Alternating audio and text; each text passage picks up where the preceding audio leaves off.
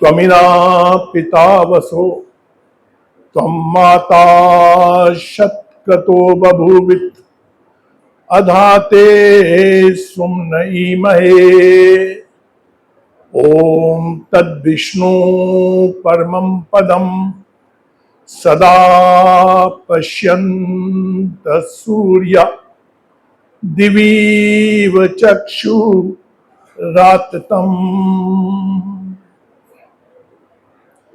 आदरणीय मातृशक्ति प्रिय बंधुओं,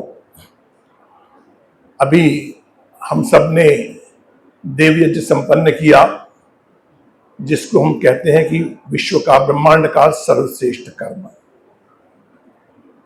और जिससे जो यज्ञ यदि भली प्रकार समस्त विश्व में संपादित हो तो हम कह सकते हैं कि इस संसार में कोई रोग कष्ट और दुख ना हो।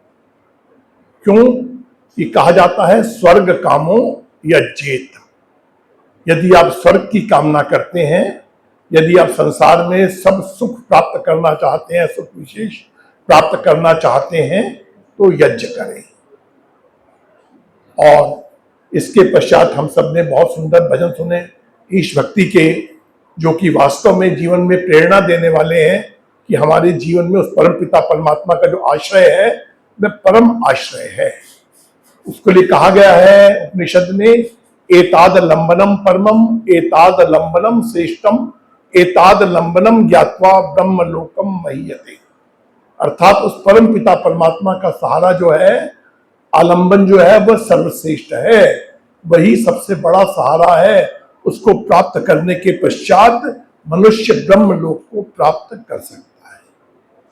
परंतु विडंबना है कि हम लोग, बहुत लोग तो ईश्वर को मानते ही नहीं, और जो मानते हैं वो जानते नहीं, और जो जानते हैं वह उस तक पहुंचने का प्रयास भी नहीं करते।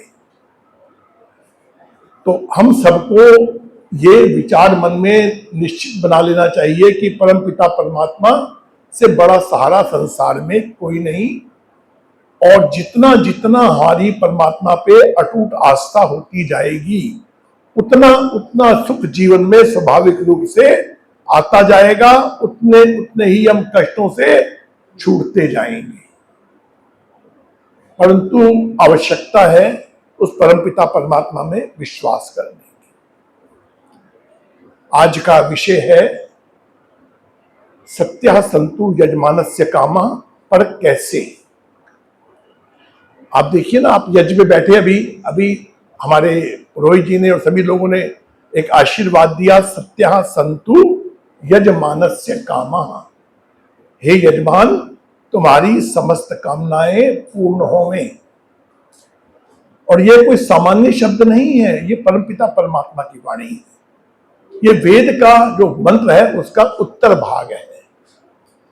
वेद का एक मंत्र है, यजुर्वेद के 12वें अध्याय का 44वां मंत्र, उसके अंत का भाग है, जो कहता है सत्यः सन्तु यजमानस्य कामः। और जब हम कहते हैं वेद की बात है, तो वेद की बात कभी असत्य तो हो नहीं सकती। परमात्मा की वाणी वेद है, और परमात्मा की बात कभी असत्य नहीं हो सकती। परंतु हम देखते हैं कि हमारी तो कामनाएं अनंत हैं, हमारी तो इच्छाएं भी अनंत हैं, वो हमारी पूरी नहीं होती। तो इसके लिए थोड़ा विचार करना पड़ेगा। इस यज्ञ का पूर्व भाग भी है। जैसे आप कोई विज्ञापन पढ़ते हैं ना, तो विज्ञापन में लिखा होता है कंडीशंस अप्लाई। इसके अंदर भी अगर आपको अपनी इच्छाएं पूरी करनी है, तो इसमें भी है कि कंडीशंस अप्लाई। जो कंडीशंस हैं वह आप उसमें अप्लाई करती हैं। तो जो यज्ञ मंत्र है, पहले पूरा मंत्र सुनेंगे, तब आपको पता लगेगा कि पहली क्या, जो कंडीशंस क्या है। तो मंत्र है वह इस प्रकार है, पुनस्त्वा आदित्या रुद्रा वसुआ समिधंताम वसुनीत यज्ञे व्रतेन तम तन्वम वर्धयाम सत्यः सन्तु यजमानस्य कामः। अब थोड़ी बातें सुन लीजिए कि पहले क्या आवश्यकताएं हैं। यज्ञ में पहले तो हमें यजमान बनना पड़ता है। यजमान कैसा होना चाहिए इसकी भी पात्रता है कि यजमान होना कैसा चाहिए। मैं मात्र यज्ञ पे बैठ के यजमान नहीं बन जाता। यजमान को बनने से पहले यजमान की पात्रताएं आवश्यक है। पात्रताएं क्या है यह विचारणीय है। एक शब्द इसमें आया वसुनिथ। वसु का अर्थ होता है ऐश्वर्य। संसार में अनेकानेक ऐश्वर्य हैं। भौतिक ऐश्वर्य भी है, आध्यात्मिक ऐश्वर्य भी है, ज्ञान भी ऐश्वर्य है और जीवन में सुख भी ऐश्वर्य है, धन भी ऐश्वर्य है, परंतु इसके साथ बुद्धि भी ऐश्वर्य है। मानसिक शांति परमात्मा दे दे तो वो भी एक ऐश्वर्य है। तो वो ये वसु जो है, वसु कहा गया है ऐश्वर्य को, जिससे हम बसते हैं, जो हमारे जीवन यापन में या जीवन को चलाने में साधन है, वह भी ऐश्वर्य है। वसु नित्र, जितने ऐश्वर्य हैं, नित्य का अर्थ है नयन, जो आगे ले जाने वाला है, आगे बढ़ाने वाला है। तो पहली कंडीशन जो यजमान की है, वो यज्ञ में जो वसु, जो ऐश्वर्य उसके पास है, वो अपने आप तक सीमित ना रखे। जितने भी ऐश्वर्य हमें प्राप्त है, धन है, साधन है, वो खाली मेरे लिए नहीं है। मात्र यजमान वो है जो खाली मात्र अपने लिए नहीं सोच रहा, उस ऐश्वर्य को औरों को पहुंचाने का भी प्रयास कर रहा है। अर्थात पहली कंडीशन है कि यजमान को परोपकारी होना चाहिए। यदि यजमान परोपकारी नहीं है तो वह यजमान नहीं है। हमारे मन में मात्र अपने सुख की कामना है, मानव के और अन्य समाज के मानव कल्याण की भावना नहीं है, तो हम यजमान नहीं है। पहली कंडीशन जो बताई वसुनित होना चाहिए। यजमान के लिए विशेषताएं बताई है। यजमान जो है विद्वानों का सत्कार करने वाला होना चाहिए। जो व्यक्ति विद्वानों का सत्कार नहीं करता वह यजमान नहीं बन सकता। यजमान संगतिकरण करने वाला होना चाहिए। वह यजमान जो परस्पर प्रेम भाव से एक दूसरे के साथ सहयोग नहीं कर सकता, वह यजमान नहीं हो सकता। यजमान बनने के लिए ये आवश्यक है कि यजमान दानशील होना चाहिए। जिसके जो कृपण है, जो कंजूस है, वह यजमान नहीं हो सकता। यजमान के लिए मन में पवित्र भावनाएं होनी चाहिए। यजमान में क्या है, यजमान की एक विशेषता, यजमान को हो गया ध्रुवासी। ध्रुव का ध्रुव तारा जैसे निश्चल होता है, जो अटल होता है, उसको हम ध्रुव कहते हैं। एक निश्चय पर, एक विषय पर, एक चिंतन पर, एक दिशा में जो निश्चित होता है, जिसको दृढ़ निश्चय होता है, जिसके निश्चय में कभी कोई परिवर्तन नहीं होता, जिसकी बुद्धि, जो स्थिर बुद्धि होता है, स्थिर चित्त होता है, स्थिर मन होता है, उसको कहा जाता है वह ध्रुव है। तो यजमान बनने के लिए क्या है, हमें ध्रुव होना पड़ेगा, निश्चल होना पड़ेगा, स्थिर बुद्धि वाला होना पड़ेगा, तब हम यजमान बनने के योग्य बन पाएंगे। यजमान बनने की जो इनकी कंडीशंस है, जब तक हमारे मन में ये नहीं होती, जब तक हम मात्र अपने बारे में सोचते हैं, तो हम यजमान नहीं कहला सकते। यजमान वही कहलाएगा जो मात्र अपने बारे में ना सोचकर समस्त मानव के कल्याण के बारे में सोचेगा। मात्र अपने बारे में नहीं सोचेगा, अपने परिवार के बारे में भी सोचेगा, अपने समाज के बारे में भी सोचेगा, अपने राष्ट्र के बारे में भी सोचेगा। जो जिसके विचार, जिसका चिंतन इस प्रकार का हो, वह यजमान कहलाता है। तो सबसे पहली आवश्यकता जीवन में क्या है, यज्ञ में बैठते हैं तो यज्ञ में हमारी ये भावना होनी चाहिए कि यज्ञ के माध्यम से अपने लिए मैं मात्र प्राप्त करने के लिए नहीं बैठा, अपितु सबके कल्याण के लिए, सबके लिए उत्तम भावना से, सबके लिए श्रेष्ठ चाहता हूं परमात्मा से। परमात्मा से मैं जो चाहता हूं वो मात्र मेरे लिए नहीं है, वह सबके लिए है। और सबसे बड़ी बात है कि यजमान जो होना चाहिए कैसा होना चाहिए, जिसमें देव पूजा का भाव हो। क्योंकि यज्ञ की जब परिभाषा सुनते हैं तो हम कहते हैं देव पूजा, दान और संगतिकरण, ये तीन चीजें यज्ञ के मुख्य भाग है। तो इसलिए जो यजमान है उसमें ये तीनों गुण होने चाहिए। वह दानशील होना चाहिए, विद्वानों का सत्कार करने वाला होना चाहिए और परस्पर मेलजोल, आपस में सहयोग की भावना रखने वाला होना चाहिए। जब तक ये गुण मनुष्य में नहीं आते वह यजमान नहीं बनता। तो यजमान बनने के लिए क्या बनना है? पहले वसुनित बनना है। अब उसके बाद आपको बताया, कहा गया इसमें कि यजमान की जो यज्ञ करता है, यज्ञ में वो बार बार क्या प्रार्थना करता है कि वसु, रुद्र और आदित्य, ये तीन चीजें बताई, वसु, रुद्र और आदित्य। वसु का अर्थ होता है जिसने 24 वर्ष तक ब्रह्मचर्य का पालन किया। रुद्र होता है जिसने 36 वर्ष तक ब्रह्मचर्य का पालन किया हो, और आदित्य होता है जिसने 48 वर्ष तक ब्रह्मचर्य का पालन किया। कि मेरे यज्ञ में मुझे प्रेरणा देने के लिए ऐसे ऐसे यजमान आए, वसु आए, रुद्र आए, आदित्य आए, और इसके बाद एक बताया पुनर्ब्राह्मणों। पुनर्ब्राह्मणों का मतलब होता है कि ऐसे विद्वान जिन्होंने चारों वेदों का अध्ययन कर रखा हो, चारों वेदों के जो ज्ञाता हो। 24 वर्ष वाला एक वेदी, द्विवेदी, त्रिवेदी, चतुर्वेदी, इस प्रकार से जो विद्वान है, अनेक कोटि के विद्वान निरंतर मेरा मार्गदर्शन करने के लिए मुझे बार बार मेरा मार्गदर्शन करे इस यज्ञ में। और यज्ञ भी मात्र एक नहीं होता, यज्ञ भी अनेक होते हैं। हम इस अग्निहोत्र को यज्ञ मान रहे हैं, यह भी यज्ञ का एक भाग है। अग्निहोत्र से लेकर अश्वमेध पर्यंत जितने भी यज्ञ होते हैं वह सब यज्ञ कहलाते हैं। परंतु इसके अतिरिक्त आप देखते हैं ब्रह्म यज्ञ करते हैं, संध्या करते हैं, वह ब्रह्म यज्ञ है। हम स्वाध्याय करते हैं, वह स्वाध्याय यज्ञ है। हम ज्ञान अर्जन करते हैं ब्रह्मचारी, तो एक ज्ञान यज्ञ है। इसी प्रकार जीवन में अनेक यज्ञ हैं, और अनेक यज्ञों में अनेक प्रकार से मनुष्य प्राप्त करता है। ज्ञान भी तो ऐश्वर्य है। अगर जीवन में सुख चाहते हैं तो जब तक मनुष्य के जीवन में ज्ञान नहीं आएगा, ज्ञान के बिना ऐश्वर्य कभी नहीं आएगा। जब तक हमें विद्या को प्राप्त नहीं करेंगे, जब तक हम अविद्या से ग्रस्त रहेंगे, जब तक हम अज्ञान से ग्रस्त रहेंगे, तो हमारे जीवन में सुख नहीं आ सकता। क्यों? कि जो चीज जैसी है उसको हम वैसा नहीं जानते, और यथार्थ ज्ञान के बिना जीवन में सुख असंभव है।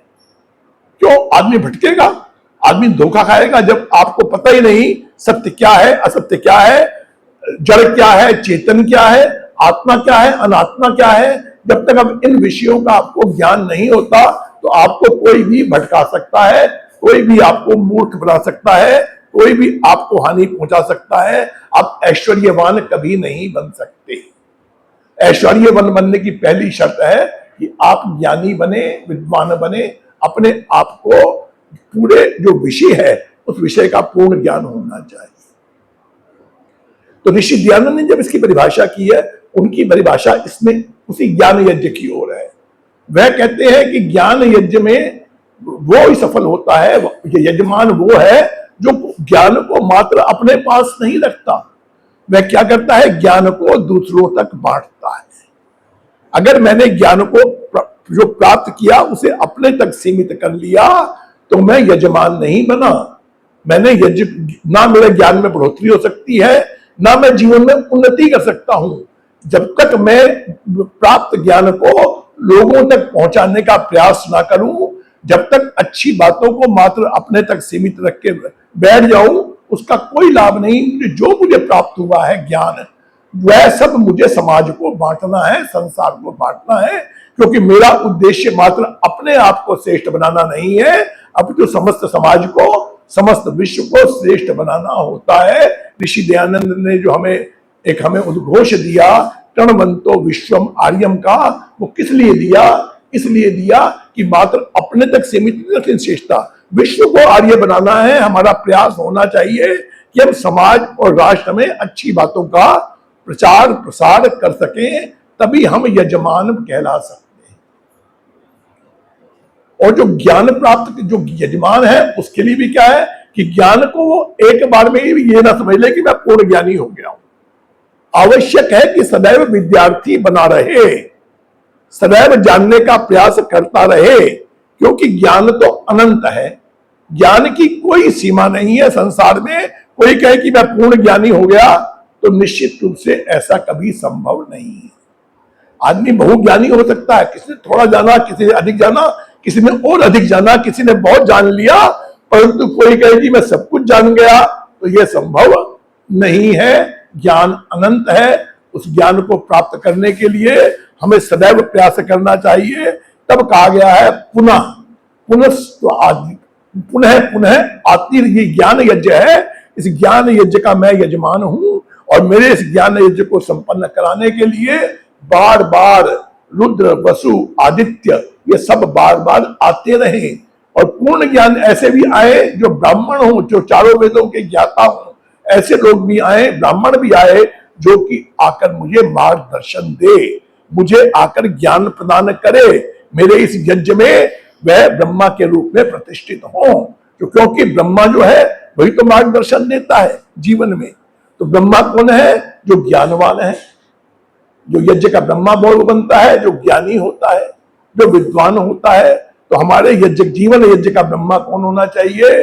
जो विद्वान हो, जिसने वेद पढ़े हो, जिसने दर्शन पढ़े हो, जिसने शास्त्र पढ़े हो, जो कि जिसने उपनिषद पढ़े हो, वे हमारे यज्ञ का ब्रह्मा बने और हमारे जीवन यज्ञ में हमें आगे ले जाने के लिए, हमारे ऐश्वर्यों को बढ़ाने के लिए वे हमारा सहायक बने। तभी हम यजमान कहला सकते हैं। और उस यजमान की भूमिका में हमें अपने कर्तव्य का निर्वहन करना है। और यदि हम यजमान के कर्तव्य का निर्वहन नहीं करते तो हमारे में कमी है। हम अगर अपेक्षा करें कि सत्या संतु यजमान से कामा, ये जो है सफल हो जाए, ये हमें पूर्ण जो सुख हमें प्राप्त हो जाए, तो वह संभव नहीं।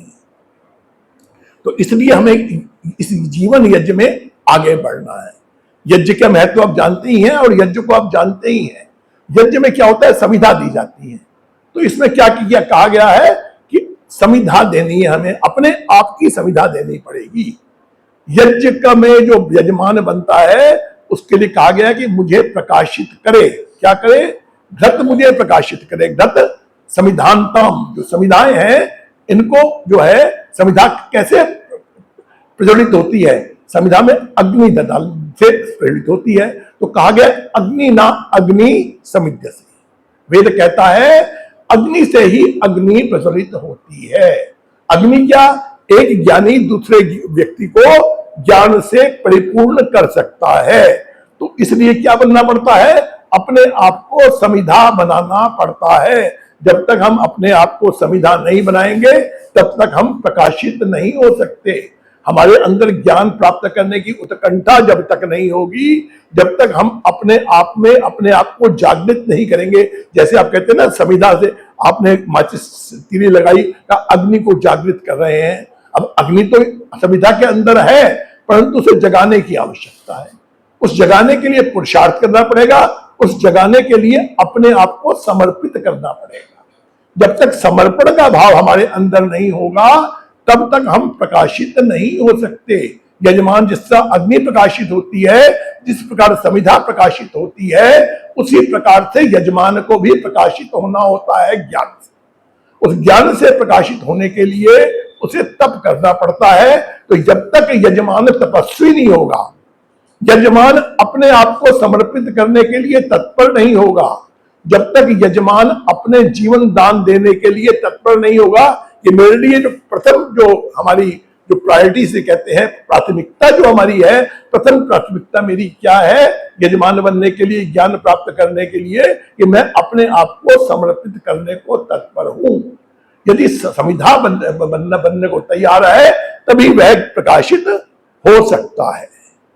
तो इस यज्ञ में प्रकाशित होने के लिए हमें क्या करना है? अपने जीवन में तपस्वी बनना है, समर्पण देना है। मन में समर्पण का भाव जब तक नहीं होगा तब तक हम समर्पित नहीं हो सकते।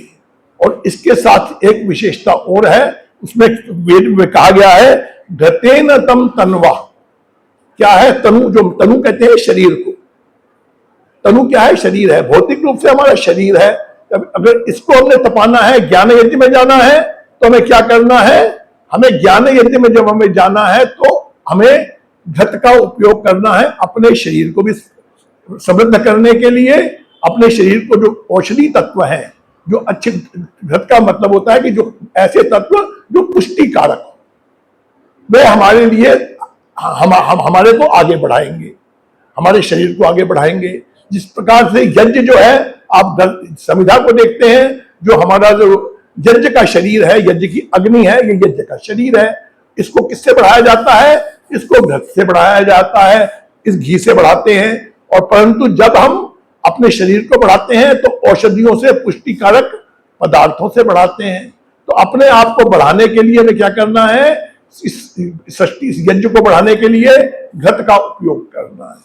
जिस प्रकार समिधा घृत को प्राप्त करके बढ़ती है, अग्नि बढ़ती है, उसी प्रकार से हमें अपने जीवन यज्ञ में अपने आप को पुष्ट रखने के लिए, अपने आप को पूर्ण रखने के लिए हमें इस घृत का उपयोग करना है और अपने आप को समिधा बनाना है। और घृत का एक शब्द अर्थ और भी है। घृत का एक अर्थ है स्नेह, आपस में प्रेम।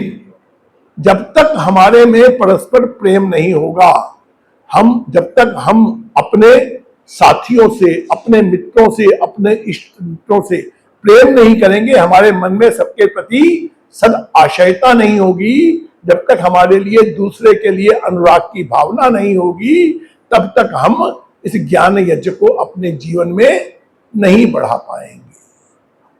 तो जीवन में यज्ञ जो है अपना एक ऐसा तत्व है जिसको बढ़ाने के लिए हमें सदैव प्रयास करना चाहिए। सत्या संतु यजमानस्य कामा। अब एक बात है, कामनाएं कैसी होनी चाहिए?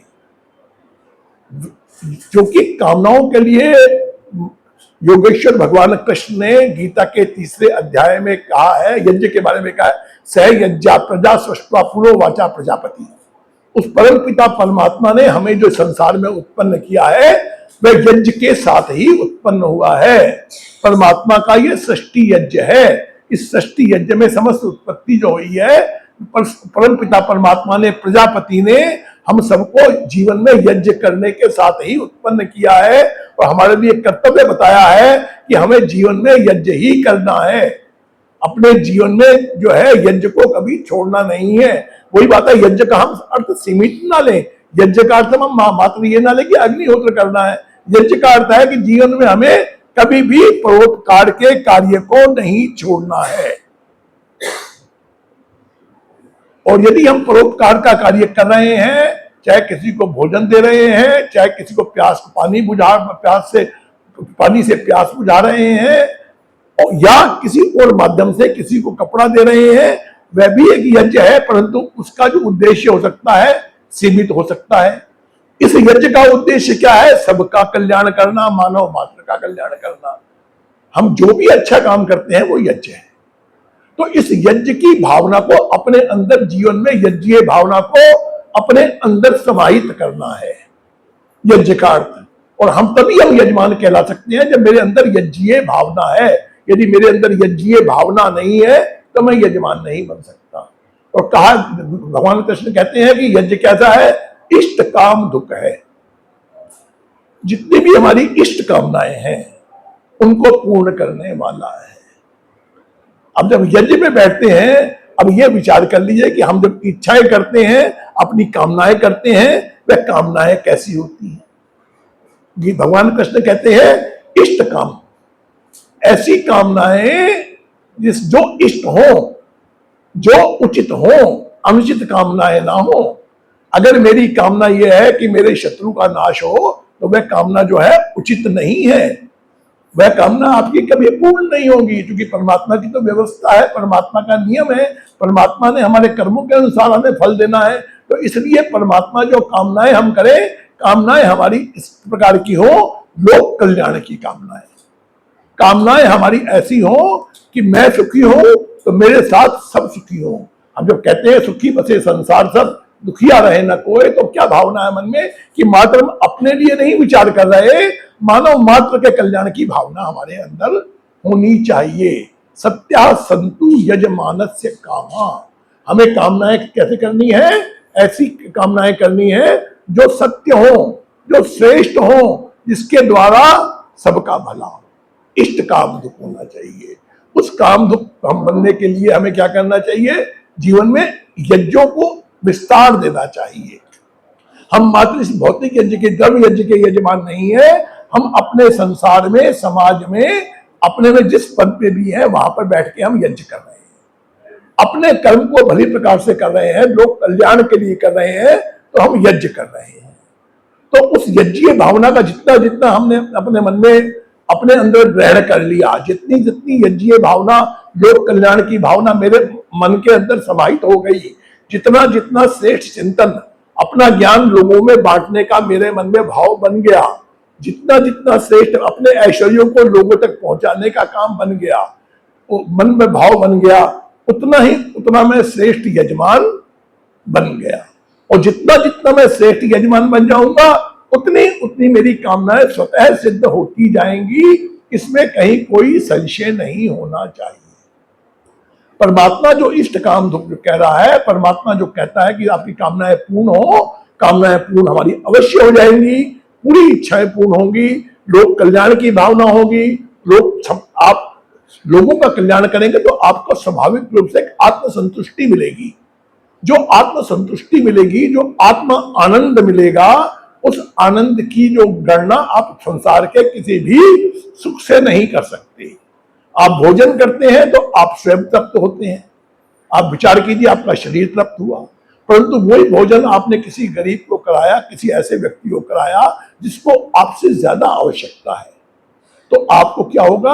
आपको उसको जब कराएंगे तो आपको आत्मिक सुख की अनुभूति होगी, आपको आत्मिक आनंद की अनुभूति होगी।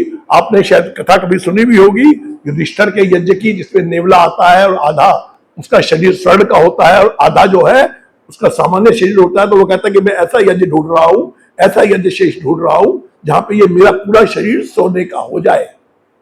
परंतु युधिष्ठिर के यज्ञ में भी आके उसका आधा शरीर सोने का नहीं हुआ। ये कल्पना ही है, लेकिन एक समझाने की बात है कि आदमी कितना ऊंचा जा सकता है। एक नेवला इतनी बात है कि वो कहता है कि मैंने एक गरीब ब्राह्मण जिसके पास कुछ नहीं था, अकाल के समय में जिसने एक गरीब ब्राह्मण को भोजन कराया, अपने हिस्से का भी भोजन कराया, अपनी पत्नी के हिस्से का भोजन कराया, अपने पुत्र के हिस्से का भोजन भी उसे करा दिया। अकाल के समय में जब कुछ प्राप्त नहीं हो रहा था तो उसने जो हाथ धोए, मैं उसमें लोटा मिट्टी में, तो मेरा आधा शरीर स्वर्ण का हो गया। क्यों? कि वह यज्ञ शेष था, इतना उत्तम यज्ञ शेष था कि मेरा आज मैं पुनः आधे शरीर को सोना करने के लिए जगह जगह जाता हूं, अनेक यज्ञों में जाता हूं, परंतु मेरा यह शरीर, पूरा शरीर सोने का नहीं बन पाया। क्यों? कि मुझे ऐसा यज्ञ नहीं प्राप्त हुआ। तो इस यज्ञ की कामना, इस यज्ञ का वो वास्तव में जो ब्राह्मण परिवार, जो परिवार था जिसने अपना संपूर्ण भोजन एक व्यक्ति को तृषा को नष्ट समाप्त करने के लिए अपना जीवन, अपना प्यास, अपने सब कुछ दे दिया, तो निश्चित रूप से उससे बड़ा यजमान, श्रेष्ठ यजमान कौन हो सकता है? तो इसी प्रकार से मन में हमारी भावना ये होनी चाहिए कि हमें श्रेष्ठ यजमान बनना है, हमें अच्छा यजमान बनना है, हमें लोक कल्याण के कार्य करके, समाज का उत्थान करके, समाज के लिए अपने आप को समर्पित करके वास्तव में यजमान बनना है। और जिस दिन हम यजमान बन जाएंगे, आप निश्चित रूप से जानिए कि हमारी इच्छाएं, आत्मतृप्ति हमें स्वतः आ जाएगी। हमें बाहर की वस्तुओं की आवश्यकता ही नहीं रहेगी। उस समय में आत्मतृप्ति होगी, आत्मसंतुष्टि होगी। वो आत्मसंतुष्टि का जो सुख होगा वह हमारी कामनाओं को पूर्ण करने वाला होगा। तो हम सबको मन में भाव रखें कि हमें अपने जीवन में आत्मसंतुष्टि प्राप्त करने के लिए सच्चा यजमान बनना है, वसुनिध बनना है। अपने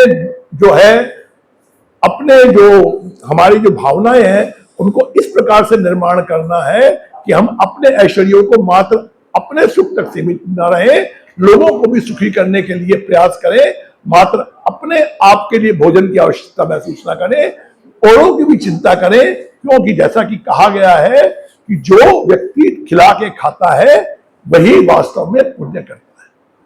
हमारे यहाँ अतिथि यज्ञ का प्रावधान क्यों है? अतिथि यज्ञ का प्रावधान इसलिए ही है कि हम विद्वानों को खिला के खाते हैं। जब हम दूसरों को खिला के खाते हैं तो हमारे यहाँ अपने जो हमारा भोजन है ना, वो हमारे लिए भोजन करना वो यज्ञ बन जाता है। इसलिए हमें अपने आप प्रयास करना चाहिए कि हम वास्तव में सच्चे यजमान बने और मानव कल्याण के लिए अपने आप को समर्पित करें, जिससे कि मानव समाज राष्ट्र का कल्याण हो। ओम शांति शांति शांति।